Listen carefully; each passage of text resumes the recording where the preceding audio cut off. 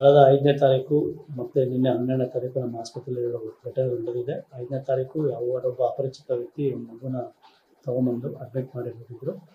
ಅವರ ಪೇರೆಂಟ್ಸ್ನ ಮತ್ತೆ ನಾವು ಟ್ರ್ಯಾಕ್ ಮಾಡಿದ್ವಿ. ನಿನ್ನೆ 12ನೇ ತಾರೀಕು ಅದೇ ರೀತಿ ಒಬ್ಬ ತಾಯಿ ಮತ್ತು ಅವರ ಗಂಡ ಅಂತ ಹೇಳೋ ಒಬ್ಬ ವ್ಯಕ್ತಿ ಮತ್ತು ಅವರ ಅತ್ತೆ ಅಂತ ಹೇಳೋ ಒಬ್ಬ 3 ಜನ ವ್ಯಕ್ತಿಗಳು ಬಂದಿದ್ದಾರೆ ಆಸ್ಪತ್ರೆಗೆ. ಸುಮಾರು ಸಂಜೆ 7-7:30 ಬಂದಿದ್ದಾರೆ. 7:30 ಬಂದ ತಕ್ಷಣ ಡೆಲಿವರಿ ಆಗಿದೆ.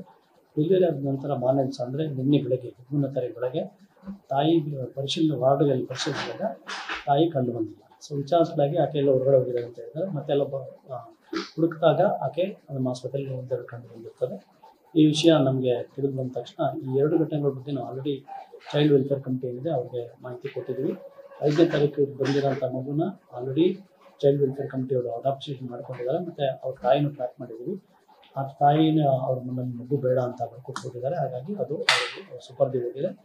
ನಿನ್ನೆ ನಡೆದಂಥ ಘಟನೆಯಲ್ಲಿ ಆಲ್ರೆಡಿ ನಾವು CWCಗೆ ಅಂದರೆ ಚೈಲ್ಡ್ ವೆಲ್ಫೇರ್ ಕಮಿಟಿಗೂ ಅದೇ ರೀತಿ ಪೊಲೀಸ್ನವರಿಗೆ ಮಾಹಿತಿ ಕೊಟ್ಟಿದ್ದೀವಿ. ಪೊಲೀಸವರು ಟ್ರ್ಯಾಕ್ ಮಾಡಿದ್ವಿ ಅಂತ ಹೇಳಿದ್ದಾರೆ ಪೇರೆಂಟ್ಸ್ನ. ಸೊ ಇಷ್ಟರಲ್ಲೇ ಅವ್ರನ್ನ ಕರ್ಕೊಂಡ್ಬಂದು ಅವ್ರ ಹೇಳಿಕೆ ಪಡ್ಕೊಂಡ ನಂತರ ವುಮೆನ್ ಚೈಲ್ಡ್ ವೆಲ್ಫೇರ್